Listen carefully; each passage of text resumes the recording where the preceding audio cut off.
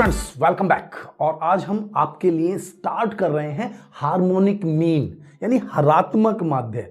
अब देखिए, मीन तो हमने बहुत सारे पढ़े, अब इसमें स्पेशल क्या पढ़ने जा रहे हैं हम। तो इसकी स्पेशलिटी ये है कि जब भी आपको स्पीड का एवरेज निकालना हो, स्पीड का एवरेज, स्पीड का मतलब आप किसी डिस्टेंस पे जा रहे हैं उसका एवरेज आपको चाहिए, या किसी भी चीज की स्पीड, मैं टाइपिंग की स्पीड की बात करूं तो उसका भी एवरेज आपको हार्मोनिक मीन से ही निकालना होगा। यानी कि जहां भी स्पीड की बात आ जाए, डजंट मैटर कि आप गाड़ी से जा रहे हैं तो गाड़ी की स्पीड हो, किसी भी चीज की स्पीड हो, आपके कार जो वर्क कर रहे हैं उसकी भी जो रफ्तार है, उसकी जो स्पीड है, उसमें भी हमारा हार्मोनिक मीन का ही यूज होगा। तो हार्मोनिक मीन एक स्पेसिफिक यूज है। अगर आप इसको सिंपल मीन से कैलकुलेट करेंगे तो इसका आंसर कभी भी परफेक्ट नहीं होगा। यह भी मैं आपको कुछ क्वेश्चंस में समझाऊंगा कि अगर हम इसको सिंपल मीन से निकालते तो यह आंसर ठीक नहीं होता, जबकि हार्मोनिक मीन से निकालने से ही इसका परफेक्ट आंसर आएगा। तो कैसे निकालते हैं हार्मोनिक मीन को, इसे समझते हैं। इंडिविजुअल, डिस्क्रीट और कंटिन्यूअस, तीन सीरीज है हमारे पास भाई, इंडिविजुअल, डिस्क्रीट और कंटिन्यूअस। उसको हमें समझते हुए आगे चलना है। स्टार्ट कर लेता हूं मैं पहला न्यूमेरिकल इंडिविजुअल सीरीज का। देखिए क्या कह रहा है, वो कह रहा है calculate harmonic mean from the following data. ये जो डेटा आपको दिया हुआ है इससे आपको निकालना है हार्मोनिक मीन। देखिए बहुत ही सिंपल है, इसमें ज्यादा मेहनत आपको नहीं करनी है। मेनली कैलकुलेटर की रिक्वायरमेंट आएगी, कैलकुलेशंस थोड़ी रहेगी, ठीक है ना। अगर कैलकुलेटर नहीं अवेलेबल होता है तो इसके लिए आप टेबल ले सकते हैं। इसके पीछे एक टेबल लिखी हुई है, ठीक है ना, रेसिप्रोकल टेबल, पीछे टेबल लिखी होगी, उसका नाम होगा रेसिप्रोकल टेबल, और वहां से आप रेसिप्रोकल्स ले सकेंगे। तो स्टार्ट कर लेते हैं।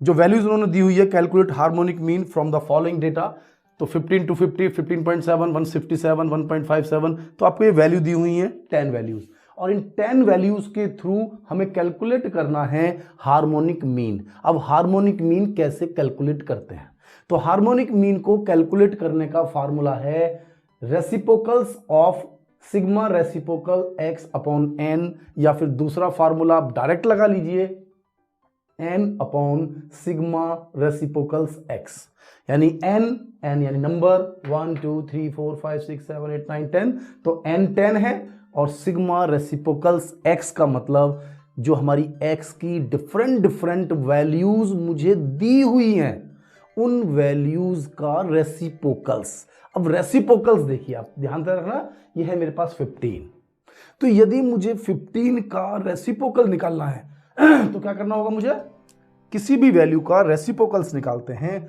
तो उसके 1 से डिवाइड कर देते हैं, यानी 1 डिवाइडेड बाय 15, दैट मीन्स 0.0667, ये वैल्यू आ जाएगी। अगर आपको 250 का रेसिप्रोकल निकालना है तो कुछ नहीं करना है, 1/250, और इसका रेसिप्रोकल आ जाएगा 0.00400। अगर आपको 15.7 का रेसिप्रोकल निकालना है तो 1 डिवाइडेड बाय 15.7, और इसका आंसर आ जाएगा 0.06369। दैट मीन्स कि रेसिप्रोकल समझ में आ गया। यानी किसी भी वैल्यू का रेसिप्रोकल्स लेने का मतलब है उसे अपोजिट कर देना है, यानी कि उसको डिनोमिनेटर में लेकर आ जाना है और ऊपर 1 लिख देना है। तो 1 divided by 15, 1 divided by 250, 1 divided by 15.7, 1 divided by 157, देखो सेम ही आ रही है ना वैल्यू, 15.7 और 157 में एक यहाँ डेसिमल लगा हुआ है, डेसिमल नहीं लगा हुआ, तो इसलिए यहाँ केवल एक जीरो है, यहाँ डेसिमल के बाद 2 जीरो है। डिवाइड करेंगे तो इतना ही क्लियर हो जाएगा। थोड़ा सा कैलकुलेटर का यूज कर सकते हैं स्टार्टिंग में, देखें कि बिना कैलकुलेटर के आप इतना अच्छा समझ नहीं पाएंगे। पहले कंसेप्ट को पूरा मेंटेन कर लें, और फिर भी अगर आपको रेसिप्रोकल लगता है कैलकुलेट दिक्कत कर रहा है तो मैंने आपसे कहा टेबल में चेक कर लीजिए, सारे रेसिप्रोकल सॉल्व हो जाएंगे। बाकी 1 divided by 157, 1 divided by 1.57, 1 divided by 105.7, 1 divided by 10.5, 1 divided by 1.06, 1 divided by 25.7, 1 divided by 0.257।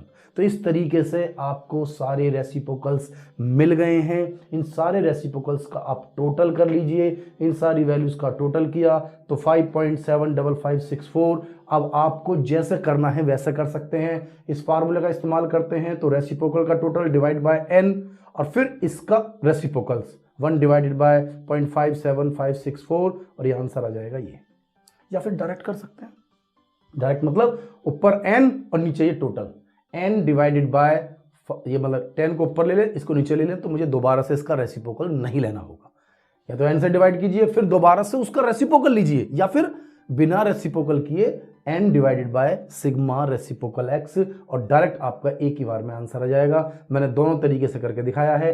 10 divided by 5.75564, तो डायरेक्ट आंसर आ गया। ये और इजी है भाई, पहले आप 10 से डिवाइड करेंगे, फिर भी आपको रेसिप्रोकल तो लेना ही है, तो एक ही बार में रेसिप्रोकल यानी एक स्टेप हमारा बच जाता है। तो इस तरीके से हमारा जो इंडिविजुअल सीरीज है, ये कंसेप्ट हमारा पूरा हो जाता है। अब हम ले लेते हैं क्वेश्चन को डिस्क्रीट और कंटिन्यूअस फॉर्म में।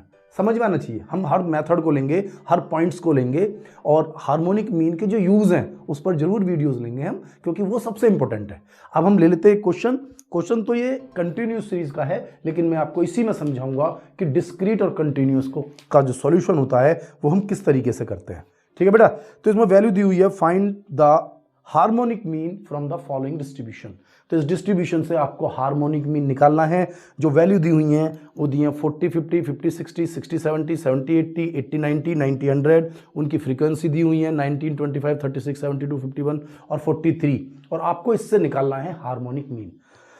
देखिए क्लास इंटरवल बिल्कुल परफेक्ट दिए हुए हैं, कोई लेस देन मोर देन, कहीं कोई कंफ्यूजन नहीं, बिल्कुल सीधे सीधे।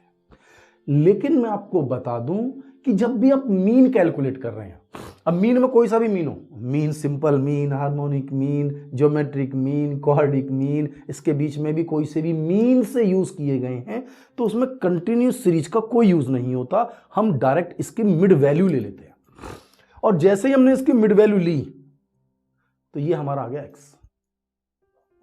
डिस्क्रीट होता तो कैसा होता, ऐसे ही होता ना, एक x होता है एक f होता। तो डिस्क्रीट और कंटिन्यूस में क्या डिफरेंस आना है, कोई डिफरेंस नहीं आना है। तो पूरे के पूरे मीन कंसेप्ट में किसी भी तरीके का आप मीन निकालिए, कंटिन्यूस और डिस्क्रीट में कोई डिफरेंस नहीं होता। यानी कि हमने इसकी पहले मिड वैल्यू ले ली 40 50 90, 2 से डिवाइड किया 45, सब में 10 10 का डिफरेंस है, 10 10 ऐड करता चला गया, 45 55 65 75 85 और 95, बिल्कुल आ गया सीक्वेंस मेरा। तो इस सीक्वेंस में हमने इसकी मिड वैल्यू निकाल ली। अब मेरे पास x है, मेरे पास f है, लेकिन सबसे पहले मुझे चाहिए रेसिप्रोकल x। मैंने इन सब का रेसिप्रोकल ले लिया, रेसिप्रोकल्स x यानी 1/x, तो यानी 1 डिवाइडेड बाय 45 ये आंसर आ जाएगा, 1 डिवाइडेड बाय 55 ये आंसर आ जाएगा, 1 डिवाइडेड बाय 65 ये वैल्यू आ जाएगी, 1 डिवाइडेड बाय 75 ये वैल्यू आ जाएगी, 1 डिवाइडेड बाय 85 हमारी ये वैल्यू आ जाएगी, 1 डिवाइडेड बाय 95 हमारी ये वैल्यू आ जाएगी। तो हमारे सारे रेसिप्रोकल्स कवर हो जाते हैं। तो रेसिप्रोकल्स आ गए। अगर ये इंडिविजुअल सीरीज होती तो हम केवल इसी का टोटल ले लेते, लेकिन डिस्क्रीट या कंटिन्यूअस सीरीज होती है तो हमें इस वैल्यू में f की मल्टीप्लाई करनी होती है। तो डिस्क्रीट कंटिन्यूअस एक जैसा हो जाएगा, तो इसमें f की मल्टीप्लाई कर दी, दैट मीन्स की 19 इंटू मल्टीप्लाई 0.0222, तो निकल कर आ गया 0.4218। 25 की मल्टीप्लाई 0.0182 में कर दी, ये वैल्यू आ गई। 36 की मल्टीप्लाई इस वैल्यू में कर दी, 72 की मल्टीप्लाई कर दी, ये वैल्यू आ गई। 51 की मल्टीप्लाई कर दी इसमें, तो ये वैल्यू आ गई। 43 की मल्टीप्लाई कर दी इसमें, तो ये वैल्यू आ गई। तो वैल्यूज हमारे पास क्लियर है कि कौन कौन सी वैल्यूज हमारे पास हैं। अब मुझे तो चाहिए दो चीजें, पहले रेसिप्रोकल x चाहिए था, लेकिन अब मुझे f की मल्टीप्लाई वाला रेसिप्रोकल चाहिए। तो यानी कि f रेसिप्रोकल x चाहिए और f का टोटल चाहिए, क्योंकि जब जब f गिवन होगा यानी डिस्क्रीट और कंटिन्यूअस में f का टोटल ही n होता है। तो चाहे आप f यूज करें, सिग्मा f यूज करें या n यूज करें, एक ही बात होती है। तो आइए, फार्मूला मैंने आपको दोनों तरीके से बताया है कि किस तरीके से करना है। एक तो यह है कि reciprocals sigma reciprocal upon n, ये वाला फार्मूला लगा लीजिए, या फिर डायरेक्ट इससे लगा लीजिए, यानी कि ऊपर सिग्मा f यानी n रख लीजिए और नीचे इनका टोटल रख लीजिए। कैसे कर लीजिए, तो रेसिप्रोकल्स 3.4421 डिवाइडेड बाय f का टोटल है 246, इससे इसको डिवाइड दिया और इसका रेसिप्रोकल निकाल लिया 41.47। या फिर क्या कर सकते थे, हमने बताया ना आपको, या दूसरे तरीके से आप कर सकते थे 246 डिवाइडेड बाय 3.4421, तब भी आपका आंसर यही आएगा 71.47। और इस तरीके से आप डिस्क्रीट और कंटिन्यूअस सीरीज में आप हार्मोनिक मीन निकाल सकते हैं। एक और खास बात, देखिए यहां तो आप निकाल ही रहे हैं, लेकिन अगर हार्मोनिक मीन को आपको वेट में निकालना हो, वेटेड हार्मोनिक मीन, तो आप यहां नहीं, पूरे के पूरे कंसेप्ट को मैं बार बार इसलिए बताता हूं कि कोई सा भी मीन हो, यदि वो डिस्क्रीट सीरीज है, कौन सीरीज है, तो वो एक तरह से वेटेड का ही फॉर्म होता है। इसमें जो एफ होता है, बस वेटेड में क्या होता है, उसकी जगह डब्ल्यू होता है, एफ की जगह क्या होता है, डब्ल्यू होता है। वहां भी आपको यही करना होता, एक्स दिया हुआ है, एक्स का रेसिप्रोकल ले लेते, फिर उसमें डब्ल्यू की मल्टीप्लाई कर देते, या एफ इंटू रेसिप्रोकल एक्स है, वहां डब्ल्यू इंटू रेसिप्रोकल एक्स होता, बस टोटल ले लेते, वही sigma W reciprocal x divided by sigma W. वहां डब्ल्यू ही मेंशन करना पड़ता है क्योंकि वेट है, वेट का टोटल चाहिए मुझे, वहां एन वर्ड यूज नहीं करते, बल्कि भाई यहां पर क्या है, आप सिग्मा एफ कहिए या एन कहिए, एक ही बात है। और इसी को आप सिग्मा डब्ल्यू भी कहिए तो कोई फर्क नहीं पड़ रहा है, लेकिन वेटेड में हम सिग्मा डब्ल्यू का ही यूज करते हैं, थोड़ा अच्छा लगता है, सही भी लगता है, कंसेप्चुअल लगता है कि हम वेटेड मीन निकाल रहे हैं, स्पेशल कुछ निकाल रहे हैं। तो स्पेशल से घबराना नहीं है कि हम बार बार कंफ्यूज होते हैं, सर वेटेड समझ नहीं आ रहा है। अरे वेटेड, हर कंसेप्ट का वेटेड बिल्कुल सेम टू सेम है, यानी कि वेटेड मीन का कोई भी पार्ट आप करें, weighted simple mean, weighted harmonic mean, weighted geometric mean, किसी का भी करें तो वो एक तरह से डिस्क्रीट सीरीज के तरीके से ही सॉल्व होगा। और इस तरीके से हमारा ये हार्मोनिक मीन हमें इंडिविजुअल, डिस्क्रीट, कंटिन्यूअस, वेटेड में तीनों में क्लियर हो जाता है, चारों पॉइंट्स में, है ना। अब इसके बाद जो हम लेकर आएंगे वो लेकर आएंगे हार्मोनिक मीन के कुछ स्पेसिफिक यूज, हार्मोनिक मीन के स्पेसिफिक यूज कि कहां कहां हम इसका यूज करें और कैसे कैसे यूज करें, और हार्मोनिक मीन का हमें ज्यादा से ज्यादा फायदा मिल जाए। ठीक है बेटा, तो मिलता हूं आपसे नेक्स्ट वीडियो में। Thank you.